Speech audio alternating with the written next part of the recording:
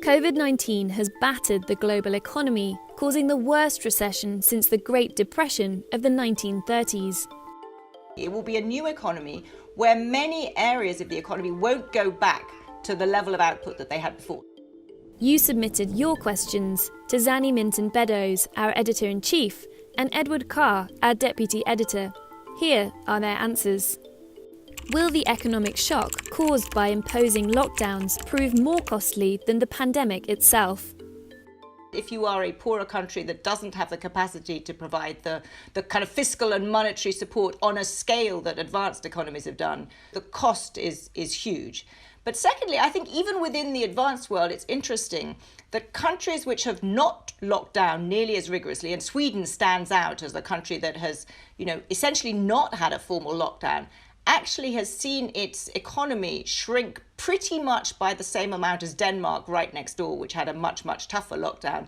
And that's, of course, partly because people behave in a way which reduces economic output. They're not spending, they're staying at home. But also because the overall kind of global economic environment has been hit so hard that has had knock-on effects. And then the other point that's interesting, I think, as we go on in time, is one, it depends on how successfully citizens think their governments are handling things. And there I point perhaps with some concern to the case in the United Kingdom, where we are seeing a lockdown that was implemented somewhat later, and now as a result a government that is reluctant or is lifting the lockdown more slowly, with the result that the economic costs are going to be really quite high.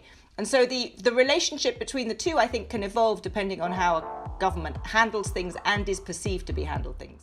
How could an economic recession shift the global balance of power? It's come as a surprise to everybody how the United States, which in previous crises like this would have played a central role in kind of galvanizing the world, hasn't done so. In fact, it's threatened to withdraw from the World Health Organization. And that, I think, is a big signal that everybody else is going to have to come to terms with. That's not directly the result of a recession, but it's the result of the country's response that would have been coordinating both medically and economically the response to the pandemic. Will this be a chance for China to become the global financial hub?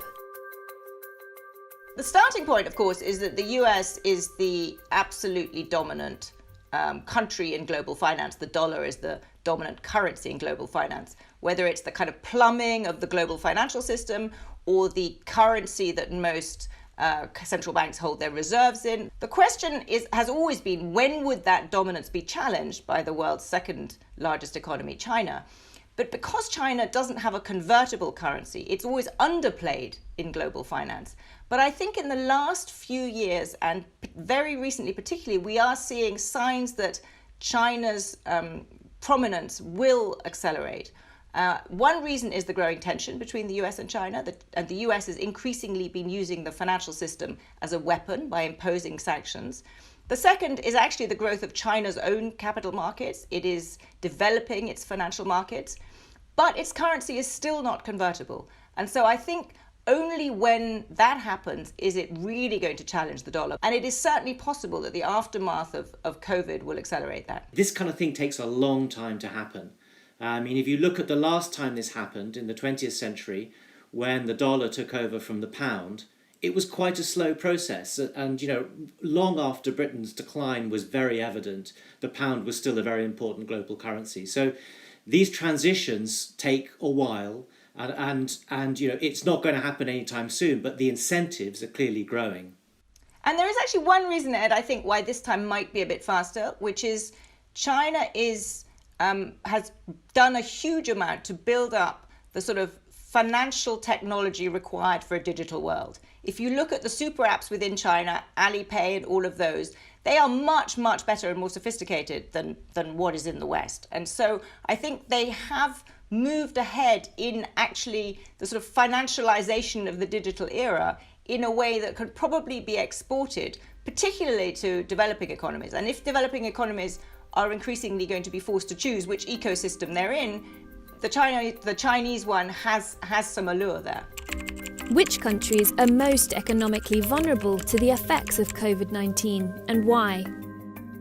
first thing to say is the economic effects are determined largely by the medical effects. But then there are other things like which particular industries are important. So tourism seems to me to be a clear category where at least sort of 1 year's tourism is going to be very hard hit, and it might go on longer if the industry can't adapt and if there isn't a vaccine. So you should look for industries where people work in very close and confined conditions. Some of the garment industries where that's an important export sector, you might see that being a problem. And then others where industry and work requires people to be very densely packed. I think the one thing I'd add to that is countries whose governments don't have the capacity to borrow and to cushion this for their citizens. And that's particularly developing countries, heavily indebted developing countries, countries that have to rely on dollar borrowing. For them, it's really quite hard because quite often it's the same country that has been particularly hit because there's no tourism or because it's a natural resource exporter and prices have fallen, and at the same time has a heavy debt burden. So if you really want the ones that are in the toughest position, I think it's emerging economies whose exports have been hit, that are reliant on tourism, and that have a very big debt burden. What will the impact on the jobs market be for those graduating in 2020? That's a really good question that we've been thinking about a lot at The Economist, and we did a cover a few weeks ago which we called the 90% economy. And the argument of that cover is that when the economy recovered, we wouldn't be going back to the old economy. It will be a new economy where many areas of the economy won't go back to the level of output that they had before. That's why we called it the 90% economy. The other reason it's going to be hard right now is that the unemployment rate is high. The unemployment rate has surged, and even if it's come down in the United States a little bit, it's still remarkably high. So just finding a job is much harder. The trick for public policy is going to be to make sure that the scarring from that, the shadows of that, don't last. And what that means is when the unemployment rate goes up, it has long-term consequences. And as a result, it means that people find it harder to get skills. It's harder to sort of make a real go of the labour market. And I think we need to work hard to make sure that doesn't happen this time. I've seen one study in Britain that says that a third of graduates have had their offers delayed or withdrawn. So there's a sort of immediate effect.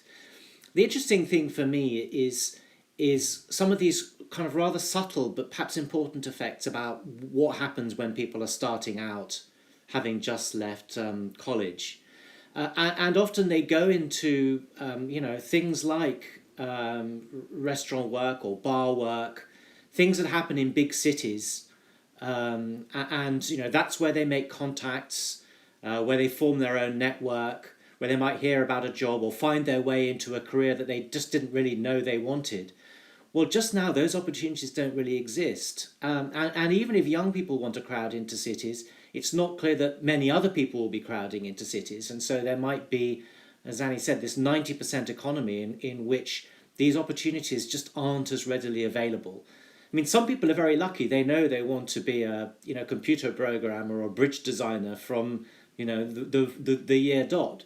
But most of us kind of stumble into what we do, and that stumbling is going to be a lot harder.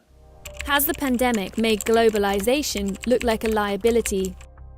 I think it has, in many people's eyes, made it look like a liability. I don't think it is. And I think one of the very wrong conclusions to draw from this would be for countries to put up the drawbridge and to say that the only way to be safe and resilient is to produce everything at home and to kind of end globalization.